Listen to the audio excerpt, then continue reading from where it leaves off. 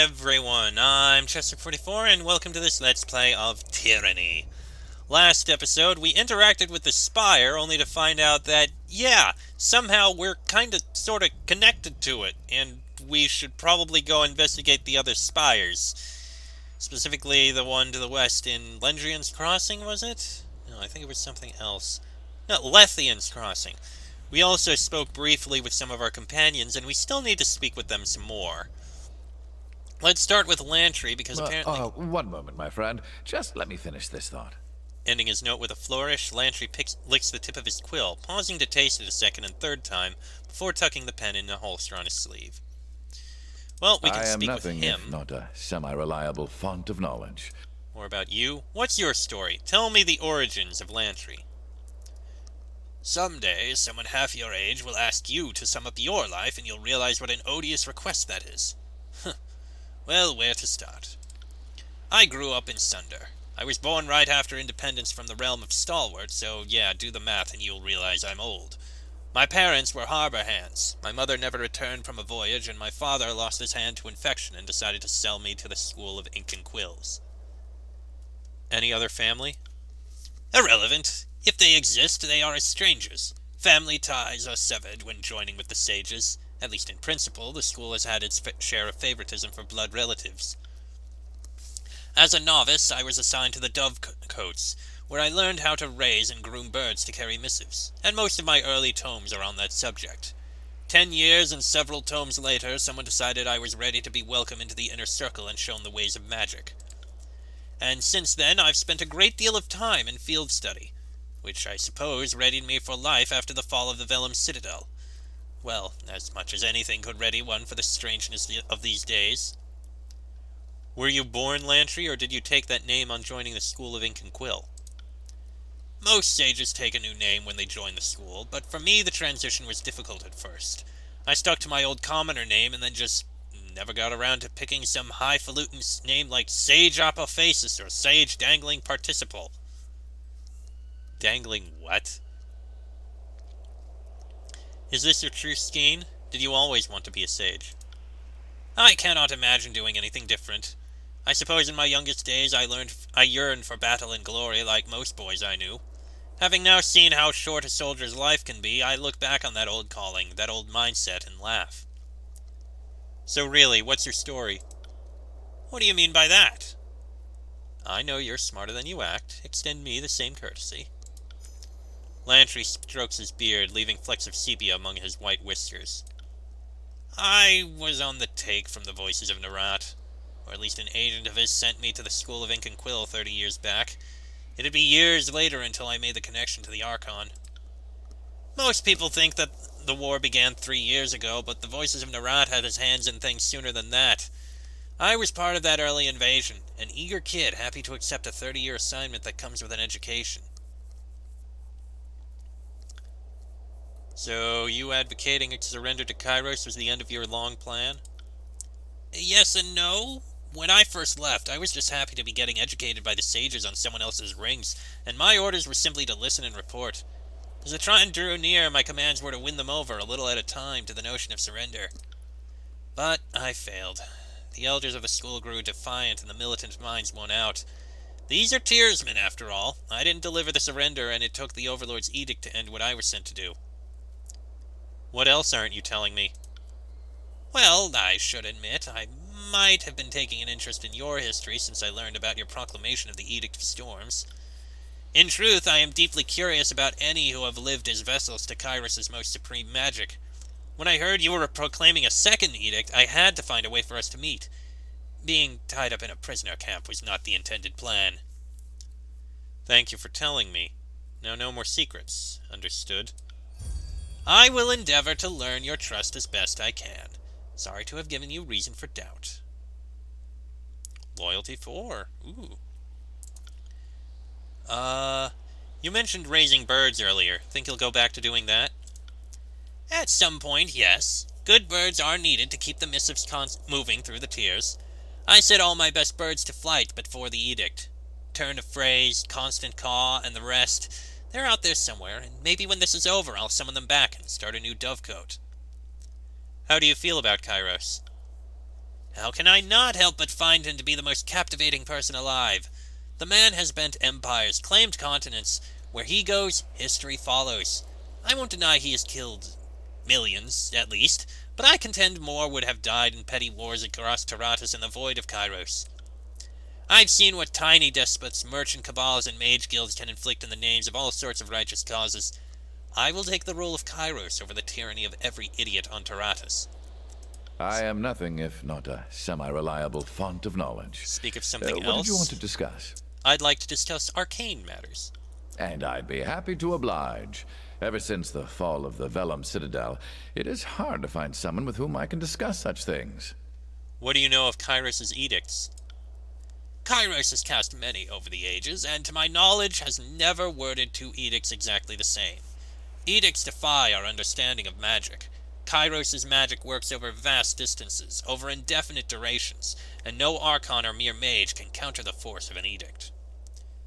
What can you tell me of edicts in general? I explain it to my students like this. A spell is to an edict as a drop of rain is to a hurricane. Edicts and spells are both magical cantrips, but differ in intensity by orders of magnitude.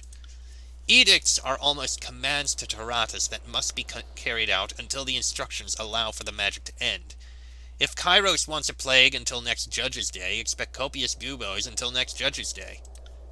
Nothing has ever dispelled an edict. Nothing outside of the edict's own sunset clause, as I like to think of them. I'm curious about a specific edict. Of course, ask away. Any thoughts on the Edict of Execution cast on Vendrian's Valley? Well, it seems like the Archons were about to kill each other, and the threat of mutual destruction was about all Kairos had left. I imagine fear is the only way to get someone like the Voices of Narat to follow orders, and the Edict certainly did whip them into action. What about the Edict of Stone? The Edict of Stone ravaged the realm of Azure. The upheaval of earth and rock turned the rolling plains into a craggy steppe known as the Stone Sea. Since the edict was directed at the traitorous Archon of Stone, it would seem the upheaval of Azure was a secondary consequence, though I imagine little of what Kairos does is unintentional. What do you know about the Edict of Fire? I was there when the ground erupted with fire, and I don't think I remember ever being as terrified as I was that day. If I hadn't woken early, I'd have likely perished in my sleep, or awoken to the experience of being immolated. I have very conflicted feelings about this matter. The School of Ink and Quill had every opportunity to surrender. The leadership chose to stand against the most powerful force on Taratus. While this is all very terrible, it was entirely preventable. You'll think me crazy, but there is a part of me that's saddened that I lived through an Edict of Fire. Kairos has used this before. I figure if I'm going to have years taken off my life fleeing an edict, would have been nice if it was a historical first. Can you tell me of the Edict of Storms? I would think you know more than most on the subject. I watched with great interest when it happened, but fleeing the Edict of Fire was a more pressing concern. The Edict of Storms turned the once forested lands of Stalwart into a windswept wasteland. They call it the Blade Grave now, since only the iron and bronze armaments remain. Hurricane breezes, rust winds, and relentless lightning have destroyed the housing and farmlands. Speak of something else. Do edicts work on the same arcane principles as spellcraft and other magic? Edicts are the strongest manifestation of magic we know, and they seem to violate all other lesser phenomena. No dispel cantrip has ever dented or abated an edict. Even archons with powers of great durability cannot shrug off their effects. Just look at Cairn. Now, what I find curious, edicts can flex a little. Or so my studies suggest this is the case. Take the Edict of Storms. While the day it was proclaimed was the most violent, the actual radius of the storm has changed over time. But most will have none of my hypotheses on this matter. Fine, I'll take the bait. What's your conjecture about edicts? So, in my studies, some edicts resolve some problem of the overlords and then vanish into history. But the edicts that linger around, almost all of them begin to widen. Their effects become more intense. Here's the intriguing part. The older the edict, and the more that's written about it, the more the reports of that edict get more dire over time. And edicts never seem to vanish over time? Never. The only time history knows of edicts ending is when someone answers the commandments put forth in the original proclamation. I contend that edicts are powered by fear. Fear of Kairos helps fuel the casting, and fear of the edict feeds the magic, sustaining it, and, if enough people fear it, even growing it a bit. Or edicts just feeds off the landscape once set in motion. Look at what has become of Azure and Stalwart. I thought just that. But wherever an edict is cast or has been cast, the land will always hum with a little background noise, if your ears trained to listen. If anything, it seems edicts add more magic into the world, not the other way around. Intellectual honesty demands that I study the matter more.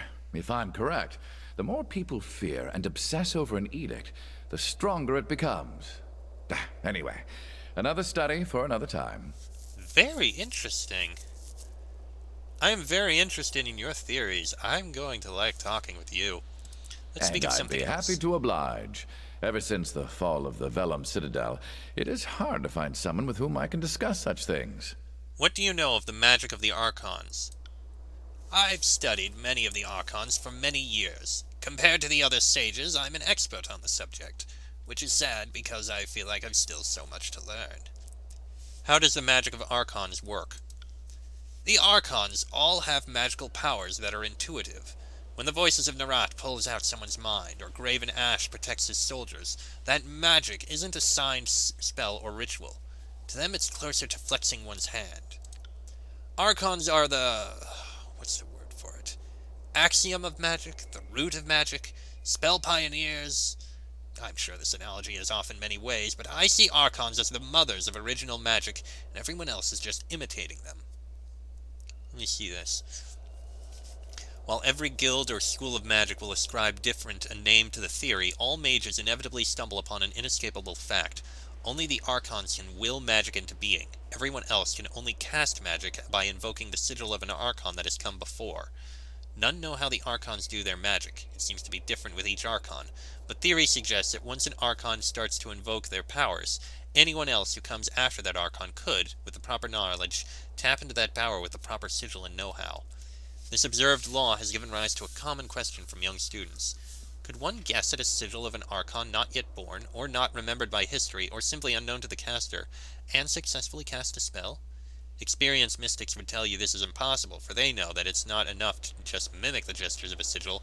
One must have willful conscious knowledge of the Archon and the intended power being channeled. Interesting. To confuse things a bit, some Archons learn to cast other spells in the same fashion as us lesser mages. If you are as important as an Archon, you learn quick that all knowledge is power. I've studied the Okay. Are all Archons loyal to Kairos? Officially, yes. In actuality, no. Those with the true gift for magic always come to the attention of Kairos. A few manage to evade attention for a bit. The School of Tides was founded by one such uncontrollable, but these are history's exceptions. Occulted Jade, Archon of Tides, never bowed to Kairos, and it's said she survived the assassin sent to silence her. It makes her flight from Kairos before the war all the more troubling. We knew her as the symbol of strength, but when threatened, her weaker nature won. When we wrote biographies of the Archons, we often refer to them as exarchs in their formative years, before stepping into their prime. But officially, Kairos is supposed to grant all titles of Archon. It's quite the faux pas to self-appellate. Exactly why the Jade insisted on calling herself Archon of Tides. She didn't need Kairos' approval to wear the title she deserves, and I know she loved the fact that doing so must have annoyed Kairos. How is an Archon born? Or bred? I think we all dream of one day waking up and becoming an Archon. Given some of the madmen and loons that have exhibited mystical greatness, it can seem unfair that the rest of us can't do it. I can say with confidence Archons aren't born, they become. Graven Ash is a good study of this. Before he was the Archon of War, he was a successful commander, each victory more daring and glorious than the next.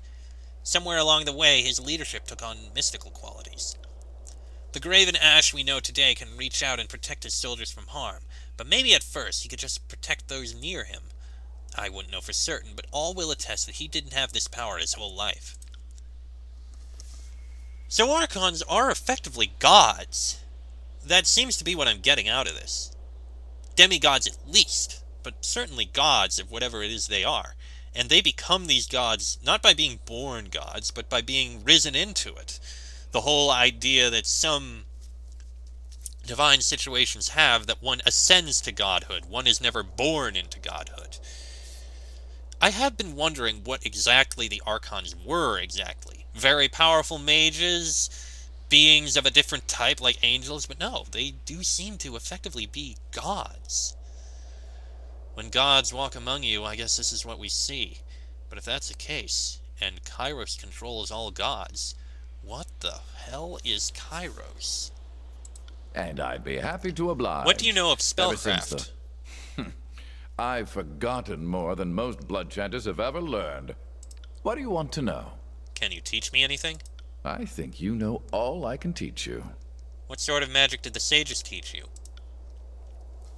Sage Sindon tutored me in the traditional sigils, those of preservation, concealment, and healing, as derived from the bygone archons of Tharavis, Fading Wrath, and the Orphan Midwife.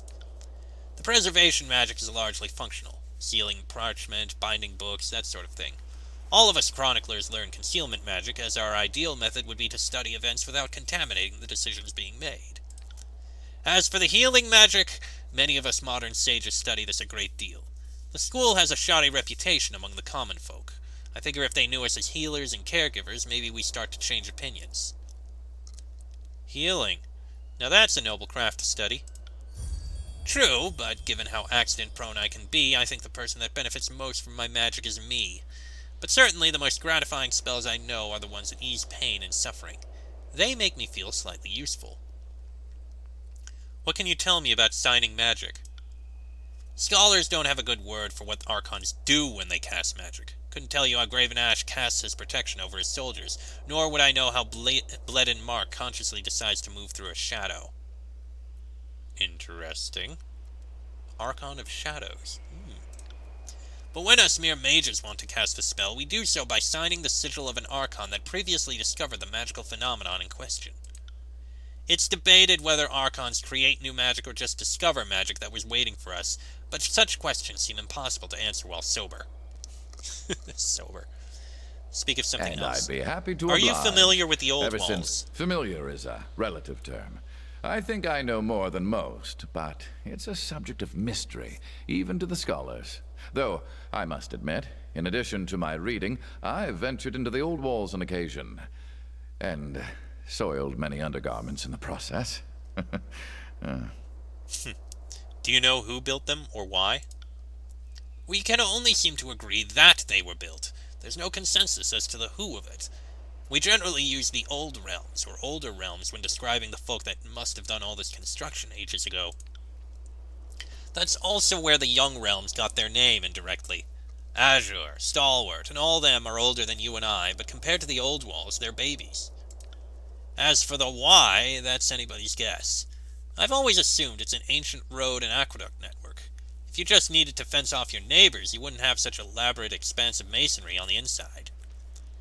What sorts of things have you seen in the old walls? Aside from the terrifying Bane, well, every section of the old walls has its own jaw-dropping architecture. I've seen bridges that move when someone is near, mystical barriers that must have been standing for eons. And I've seen remains. So many remains. A lot of them sages from centuries past, or hapless drifters that must have been desperate for shelter. What fascinates me most are the symbols found on the interior architecture. I can't help but think if we shared notes with other Old Walls explorers, we might someday decipher the meanings. Kairos forbids the exploration of the Old Walls.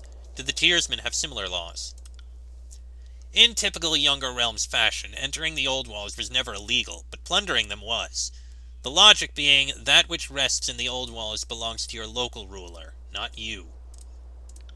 The noble houses made a point of buying up anything that came out of the Old Walls. Plenty of ancient stuff in there, but sometimes you find stuff that's just a generation old, left by the last fool trying to search for treasure.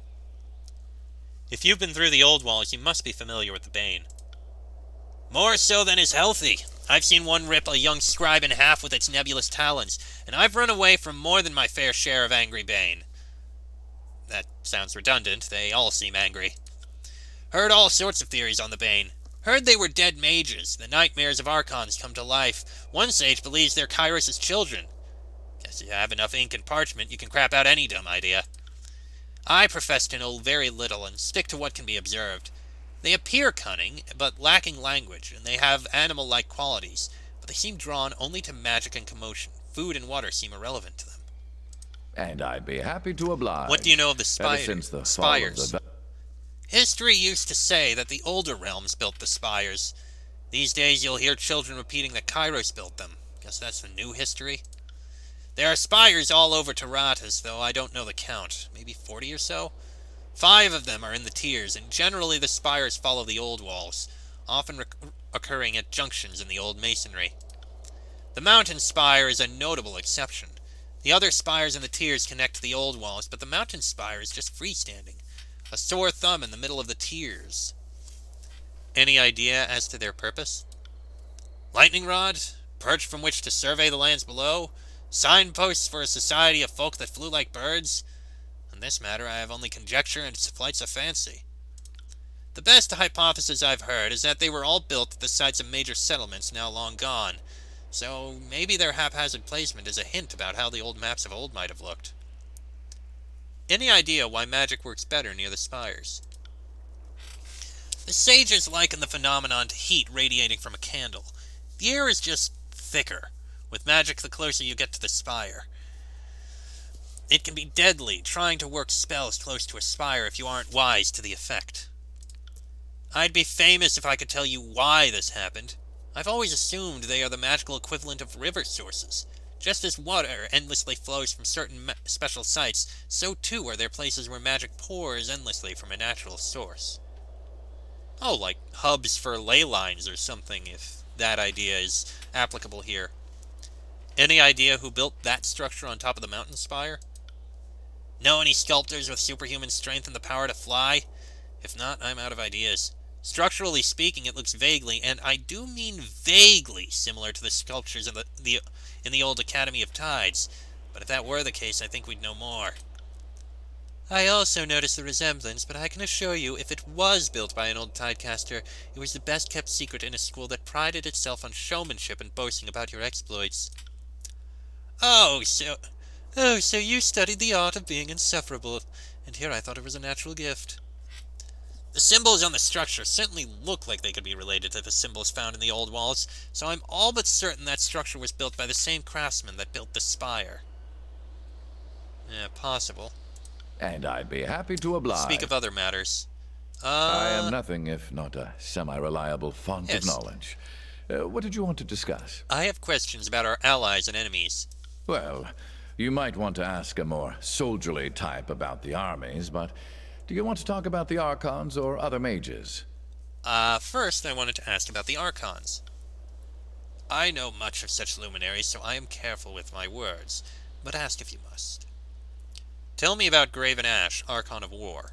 Ash has served with Kairos for a mere century, but he has been a reliable general and level-headed warlord. Certainly when compared to some of the more bloodthirsty Archons to serve under Kairos. I'm not saying the disfavored are merciful. I'm just saying I've read the stories of the Archon of Blood and know it could be worse. I know Graven Ash can defend his soldiers from far away. Ash's Aegis is the term us Arcanophiles have taken to calling it. Not surprisingly, Graven Ash is beloved by his troops. I mean, if Tunon could mystically protect you from cudgels and sharp sticks from leagues away, you'd like him more. True enough. Tell me about the Voices of Narat, Archon of Secrets. The Voices of Narat is one of Kairos' most dangerous and unpredictable servants. He can pull memories, whole personalities if you believe some reports, from his victims, and over time this has created a single Archon with the knowledge of countless lifetimes. He and I were in written contact as part of the taking of the Vellum Citadel. Though I exchanged very few words with him, it was readily apparent that the Voices of Narat doesn't see people, he sees uses. What do you know of Tunon, Archon of Justice? First, I suppose I should ask what you know of him.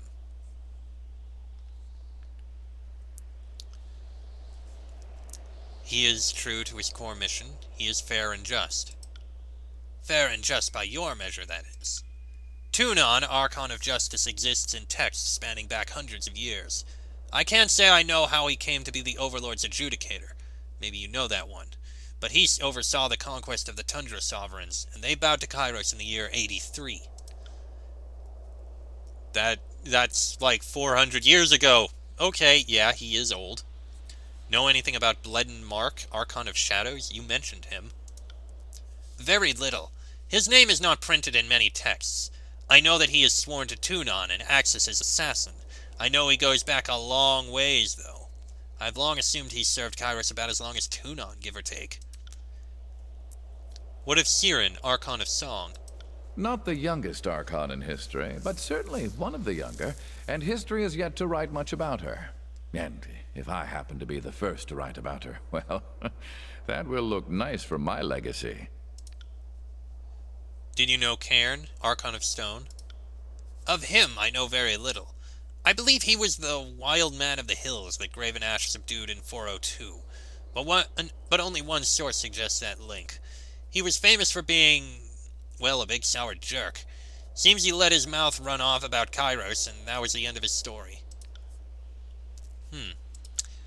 Okay. I am nothing if not What can you tell me of this? Hold on. Well, what do you know of the mage guilds?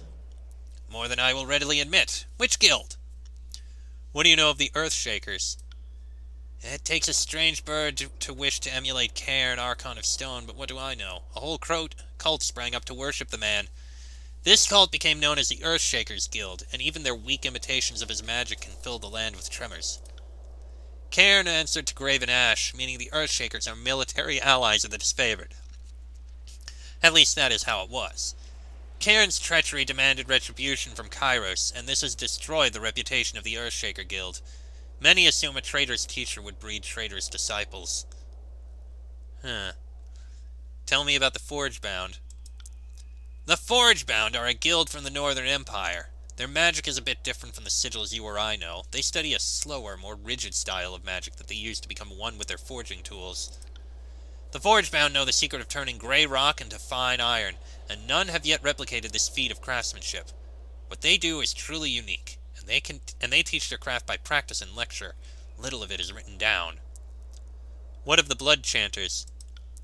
The Blood Chanters were a motley... To call them a proper guild insults all other traditions. Most of their number were members of the School of Wild Wrath, but they sold their loyalty to the Voices of Narat. They brought with them their fire magic, adopted from the long-dead Thousand Embers, Archon of Fire. Yes, it's of little surprise that fire mages would find a welcome home in the chorus. Most influential but briefly lived Archons born in the Tiers. Thousand Embers, 26 to 73.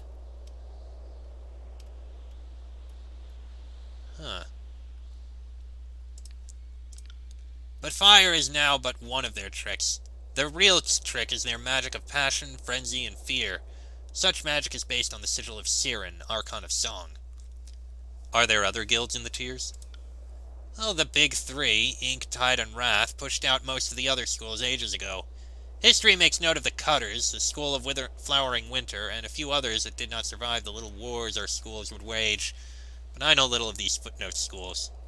Well, you might want to ask a more soldierly type. Okay, I am nothing else. if What not can a you tell me of the School of semi-reliable Ink and font of Quill? knowledge. You mean what's left of them? What would you like to know? What's the core philosophy of the School of Ink and Quill?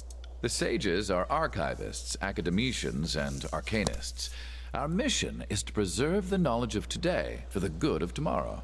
Though we are known for our magic, few realize that most sages concern themselves with scribal work. Only a select few have the talent or focus to work the sigils.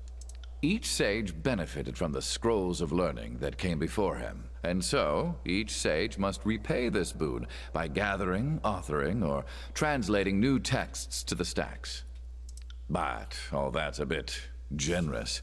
It's no secret that the sages were far more happy to add knowledge than to share it. Why did the sages resist Kairos? Why, indeed. As historians, it is our place to document, not direct. Let others rage and resist. Ours is the duty to record.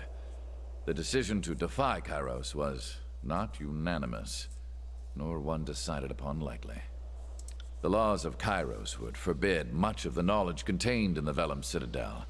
The Elder Sages feared, rightly perhaps, that the Overlord would put an end to our tradition of stockpiling knowledge.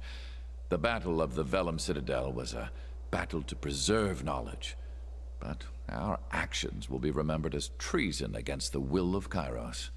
Part of me thinks that maybe you should have just tried and bargained to just let yourself be perfectly fine as long as he didn't do that, but considering he is kind of an overlord, I can understand your fears. Tell me a bit about the school's history. The sages trace their days to a generation after 5 Wives, when the first settlers moved west. The Vellum Citadel began as a scholastic retreat, slowly blossoming into the finest library in the continent across the generations. The centuries fly by, and suddenly, the Vellum Citadel is the definitive archive in the Tiers. The sages branched out into carrying missives for wealthy clients, training noble children to read. The peasants may have feared us, but we remained useful enough to the kings and queens of the Tiers to avoid war. When Kairos came to the Tiers, that's when our hubris came back to haunt us. The Elder Sages, the other Elder Sages, not I, believed our spellcraft was enough to ward off any siege. Well, we know how that turned out. What sort of sigils do the sages practice? Traditionally, we use magic only so that we may observe and archive. So that means magic of concealment and protection. But, in truth, we have amassed a great wealth of knowledge. Before the Vellum Citadel fell, any given subject of magic had at least one sage practicing it. So you're admitting you had at least one agent of yours studying the magic of the Tidecasters? Well, I mean, if such information had fallen into our hands generations ago, we'd be fools not to... Not to suckle off that ill-gotten teat of knowledge? Filthy word whores of the worst degree. The Edict of Fire wasn't half of what you deserved. Oof. I can see this conversation going to very constructive places. Both of you, stop it. What would you like to know? Thank you. I am nothing last if thing. not So a they say sages semi-reliable know all font of sorts of knowledge. things. I know everything, except for who's been saying that. What's on your mind? Could you teach me something about history? I'm flattered you think me that wise, but unless you are enthralled by migration observations and titillated by triangle ratios, I think I'd bore you silly. But what better tangent than triangles? Fine, fine. If you have truly nothing better to do than talk trivia with old Lantry, so be it. Oh god, I made a pun! Lantry pops open a scroll case by his hip, producing a long, handwritten manuscript. A Brief History of the Tiers by Sage Lantry. Volume 1, Settlers from the East. Dry land! Came the cry from the prow of the ship. After months in the deep ocean, the pioneers of the Tiers saw their promised land at long last. The minutes roll by, and Lantry cheerfully reads through his painstaking treatise. Listen politely. Fascinating. Volume 3, years 90 to 94. If you thought 88 was a crazy time when everything changed, wait until 91. Haunting memories of Tunon's lectures creep into your mind. Really? Do go on. Well, if you enjoyed that, you're going to love Ratios of the Sun. So, by using the shadow of a staff at noon as a starting point, I used triangles to show a relation. Unlike Tunon, Lantry cannot kill you for walking out of a lecture, and unlike Tunon, Lantry has to eventually sleep. You've experienced you've experienced worse. But were your two measurements far enough to derive a parallax? I knew someone would ask that. And yes, so here's my proof. Sage Winding Script shows a relationship between all half-square triangles. I have a diagram somewhere. From time to time, the wind picks up. The howling, biting breeze offers a momentary respite from the deluge of blather. So if that's correct, you could estimate almost any length from a known angle. Um, yes. Way to steal the concluding reveal from me.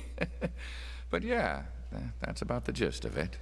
Now, if you'll excuse me, I think my voice needs a rest. Thank you for the rousing conversation. Before we do, I need to see what... Reputation ability unlocked. Wheel of Eight. Holy shit, we got a lot of reputation. Wheel of Ages. The Fatebinder and Lantry work together to create a slowing aura around a party member. Foes within the range of the aura are slowed. When party members move inside the aura, they will have their hostile effects suspended. That sounds interesting. They move slower, their actions are slower, lower parry and lower dodge. Interesting. Is there anything else you have to say? One moment, my friend. Questions I for am you, nothing. all I sorts know of things. everything. Except for who's been saying that. What's on your mind? Yeah, the episode's a bit long, but we're almost done. Know anything about the Bane? A shame Sage Cloven Claws was reduced to a pile of ash. Man knew all that's been written on the subject. Most of what we know is summed up in the name. The full term for them is Mage Bane, and there's a good reason for it. They'll prey on anything that moves, but they'll show favoritism toward magically active humans. Tell me about wisps. Wisps are largely inconsequential by themselves, hardly the menace most associate with the Bane. But these glowing little creatures often follow in the wake of scourges or other larger Bane, and that can make them a real danger. What do you know of the scourges? Writhing masses of sharpened limbs and quiet as a shadow. Scourges are the most frequently observed type of Bane. Not sure if they're the most numerous or just the most likely to attack. What can you tell me about Havocs? Havocs are notable for being territorial. By all accounts, they stick to a chosen location and lurk. If you see one, common wisdom is to run. It'll give up chase, eventually, when you find the edge of its, home. Know anything about the Malices?